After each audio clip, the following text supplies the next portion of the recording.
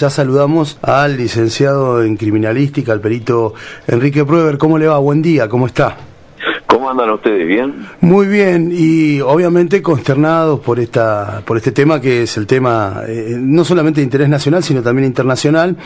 Y recién, Enrique, lo veíamos que usted estaba dando algunas definiciones que son por demás importantes. Sabemos que la autopsia va a ser mañana a las 9:30 de la mañana, va a comenzar, pero una de las cosas que decía, y particularmente, bueno, se la preguntamos para compartir, primero, usted, de acuerdo, no sé si ha tenido acceso a las fotografías, digamos, del cuerpo, y la pregunta es si ese cuerpo pudo haber estado en el agua el tiempo que supuestamente, bueno, ha sido, había desaparecido. Estamos hablando de 78 días, ¿no?, a que fue encontrado. Mire, obviamente se ve poco en la fotografía. Sí. Que lo único que puedo ver es la cara y la mano izquierda. Sí. ¿No? Con esos dos elementos, yo te diría, la mano está intacta, hasta la piel se la observa, y además tiene las uñas colocadas.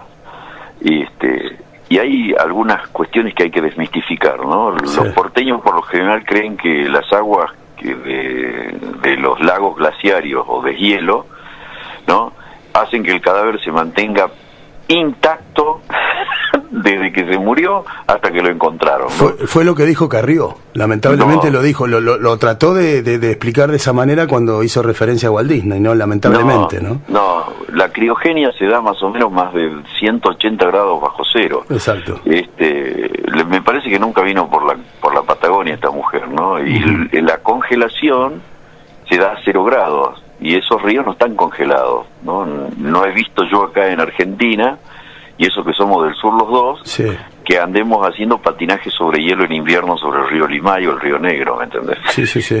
No, por supuesto lo entiendo. Entonces, estos porteños creen que acá en la Patagonia tenemos, los cadáveres se conservan como si fueran un freezer, y no es así. Lamentablemente, yo creo que el cadáver ha sido enviado a Buenos Aires, me parece bien, tienen mejor tecnología, pero me parece que la experticia de los médicos forenses en la zona del Bolsón y Esquel y Bariloche, sería bueno que participen, ¿no? ¿Por qué les digo que sería bueno que participen? Porque ellos son los que tienen realmente la experiencia sobre ahogados en estos ríos de hielo, ¿no? Como es el río Chubut o el río Limay, que es un río de origen glaciario también, y de deshielo. Y ahí hay un tabú que se cree que se mantiene perfectamente. No, hay diferencias de hora. Las tablas con relación a la temperatura no son diferencias de días, semanas o meses, no, es de horas. Esas tablas que yo te digo que son tablas desarrolladas por los alemanes, y tienen una experimentación muy coherente y muy práctica. ¿Por qué te digo esto? Porque el ahogado, por lo general, es muerte por accidente, ¿sí? Sí. Si fuera ahogado. Sí. Y si es muerte por accidente, sabemos cuándo se ahogó y cuándo lo sacaron. Al tener esas dos fechas, que es la data, se ven los fenómenos cadavéricos y tanatológicos específicamente, y se puede calcular aproximadamente el tiempo que estuvo el cuerpo en el agua. En este caso, ellos ¿qué dicen? Con una temperatura de 3 grados 2, vamos a hablar que el agua es muy fría, recontra fría, ¿sí? Sí. Las uñas se desprenden a las 50 horas, las uñas de las manos. Sí. El pelo se desprende entre las 30 y 40 horas. ¿Escucharon bien? Sí. ¿Sí? Y el chico tiene el pelo colocado en la frente y en la barba, ¿sí? Sí. Y tiene las uñas colocadas en la mano izquierda. Yo con esos elementos que observo, obviamente son muy pobres, porque el cadáver es una cosa desnudo que podemos observar anatológicamente un montón de fenómenos. Si la mano está íntegra como está, es decir, hay que explicarle a los porteños que nosotros no tenemos arroyos de agua destilada donde no hay vida. ¿Se entiende lo que digo? Sí, es decir, sí, perfectamente. Hay vida, hay peces que degradan el cuerpo. ¿Sabés lo que en 78 días cómo degradaron el cuerpo si fuera así? En el sentido que las manos aparecen los huesos, si es que aparecen, ¿sí? Sí. ¿Sí? Y el cráneo no aparece con el tegumento, el tejido blando del rostro, de la nariz, No, y los lóbulos y los pabellones de la oreja, no aparece eso. Y el cadáver lo tiene.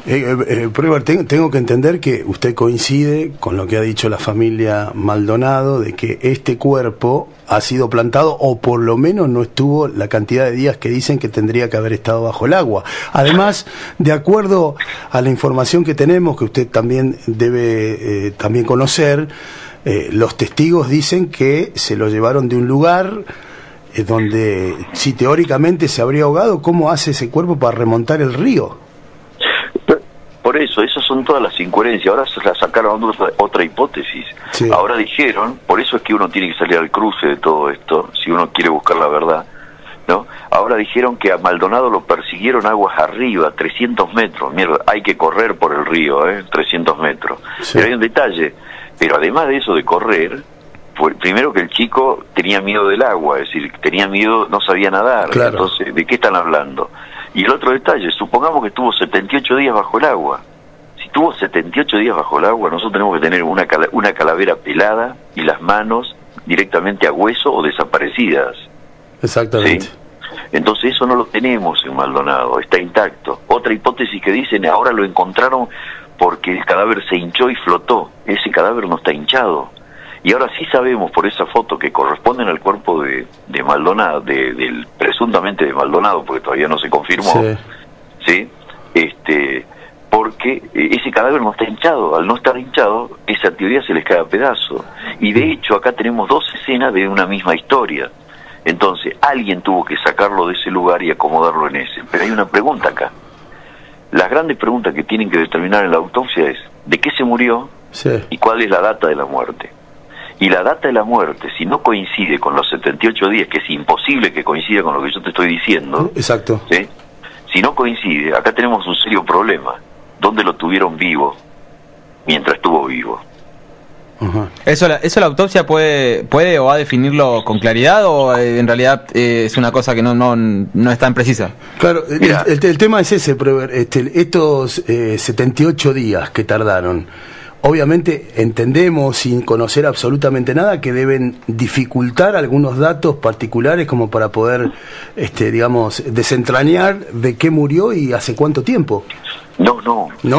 Lo que te estoy planteando es que no murió hace 78 días. Ajá. Si yo me baso en las tablas que te digo con relación a eso... Lo entiendo. ¿Sí?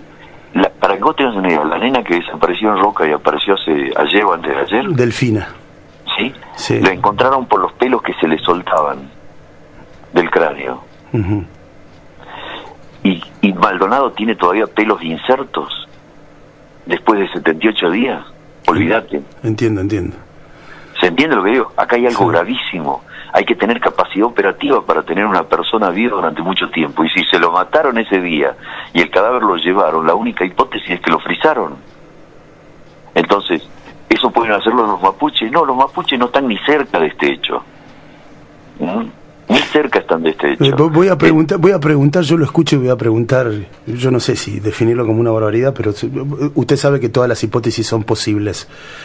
¿Es posible que ese cuerpo del cual nosotros estamos hablando, que contiene que tiene la ropa, que tenía su DNI y demás, no fuera de Santiago Maldonado?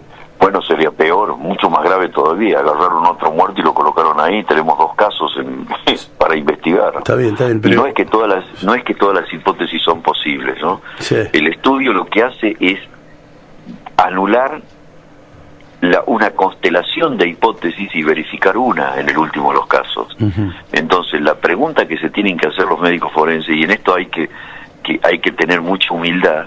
A mí cuando me tocó investigar, por ejemplo, una matanza de aborígenes en el norte, yo pregunto a los puesteros, ¿no? Tenía que encontrar fosas comunes. Y voy y pregunto a los puesteros, díganme, ¿ustedes encontraron alguna huesería por algún lado? Porque ellos hablan de esa manera. Vos tenés que hablar con el lenguaje de ellos. Sí. Y dice, sí, uno no. Y de golpe me encuentro con un gaucho y dice, yo crucé una huesería cuando era pibe, hace como 20 años que están por aquel sector. Y no quise ir más, dice, porque no hay que molestar a los muertos. ¿Usted me podría acompañar? Sí, yo lo acompaño. Voy. Entonces vos tenés que preguntar. Es decir, acá vos tenés que preguntarle aunque sean médicos forenses, la idea que tienen allá en Buenos Aires es la idea de que los ríos helados, el cadáver se mantiene. Si ese llega a ser el resultado, por más que sea el cuerpo de investigaciones forenses de la Corte, sí, bájense del pedestal y pregunten a los médicos forenses de Esquel, che, decime, con 3 días, ¿cómo está el cadáver? Y te va a mostrar 50 fotos de ahogados en el río Chubut, ¿sí? Y de las condiciones para comparar. Ese cadáver no tiene más de una semana, el que apareció en las fotos ayer. Eso quiere decir de que ese cuerpo estuvo vivo hasta hace una semana. Exactamente. Entonces, guarda, hay que verificarlo. Yo te digo por las imágenes que tengo. Claro. Sí.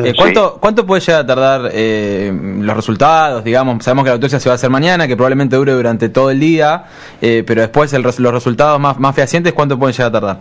Ya mañana a la noche, mañana a la tarde ya van a tener noticias de la causa de la muerte. Lo más importante es la data. Lo que ocurre es que se está degradando el cuerpo. Entonces eso contamina y van a tener que tener fotografías del lugar. Hay otra cuestión que tienen que analizar: la sedimentación que se acumuló en el cuerpo en el lugar del hallazgo, ¿no? Que es el río. Es decir, si eso tuvo 78 días atrás, desde ahí, supongamos que fuera así, la cantidad de sedimento que tiene que tener acumulado, porque el río trae de todo. ¿Sí? Sí. Entonces eso también hay que analizarlo. Entonces hay muchas cosas por hacer. ¿Y el desplazamiento del cadáver puede ser que genere alguna especie de contaminación? El sacar el cadáver, claro, el proceso de putrefacción sigue avanzando el proceso de putrefacción. Claro. ¿Está? Pero es lo que usted, pero es lo que usted nos decía. A ver, en 78 días, y más aún en el agua, el proceso de deterioro del cadáver, lamentablemente nos encontramos con los huesos nada más. Claro, yo te voy a pedir algo, Sí. Ustedes son del Palo, somos vecinos, somos del Valle. ¿Por qué no consultás a los bomberos? Llámalo a los bomberos. Sí. Entrevista a un bombero que te diga, decime, un cadáver con una semana dentro del agua, ¿cómo sale? Y ellos te van a contar en qué condiciones sale. Claro. ¿Se entiende lo que digo? Sí, entendemos perfectamente. Te puedo garantizar que una vez es más válida la apreciación de ellos que la mía, con toda la experiencia que uno puede tener en estos casi 40 años de investigar homicidios. Pero yo cuando quiero saber en qué nivel de degradación sale un cuerpo de un lugar específico, le tengo que preguntar a los lugareños. Exacto. Y que trabajan. Yo agarro, por ejemplo, yo tengo un alumno ahora que es bombero de la policía de Río Negro y trabaja en rescate de cuerpos, y estuvo, por ejemplo, en el rescate de esta chiquita, lamentablemente, ¿no? De Delfina. Bueno, esos muchachos no tendrán teoría, no tendrán conocimiento, pero les tenés que preguntar. Es decir, mira, estuvo una semana abajo, cuando lo saqué tenía los huesos de la mano nada más, o la cabeza tenía parcialmente toda comida y tenía nada más que los huesos al aire. ¿Se entiende lo que digo? Sí, perfectamente. Hay que preguntarles a ellos. Yo te sugiero, no te quedes con lo que yo te digo. Entrevista a un bombero a ver qué te dice. ¿Viste la foto? Sí. ¿Qué te parece? ¿Cuánto tiempo tiene en el agua? A ver qué te dicen. Si esto hubiera pasado acá en el Río Negro. Y dice acá no. Y ahí te van a decir la data aproximada.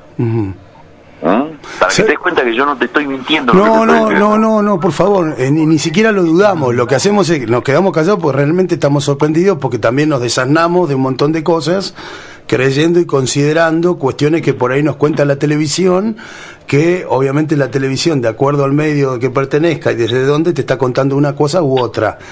Pero hay otro dato que tenés que tener en cuenta. Dígame. Muchos de los peritos que hoy son independientes, supuestamente, han sido del palo de la Policía Federal, de la Gendarmería. Sí.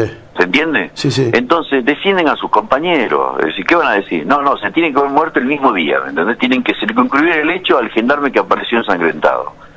No, el tema es que ese cadáver no tiene 78 días metido bajo el agua. Lo saco un poquito de este tema particularmente porque en realidad seguimos con lo mismo, pero quiero hacer mención a algo que usted conoce muy bien.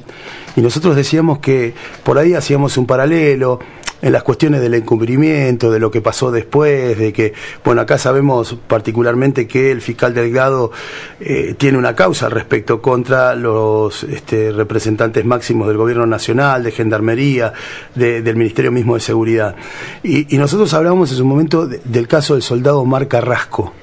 Sí. Y de todas las cuestiones que se desprendieron a partir de las desprolijidades que fueron llevándose adelante en la misma investigación. ¿A usted le parece que podemos de alguna manera hacer un paralelo con lo que va a pasar? Porque estamos en el curso mismo de la investigación de Maldonado y se parece mucho a lo que pasó con Carrasco.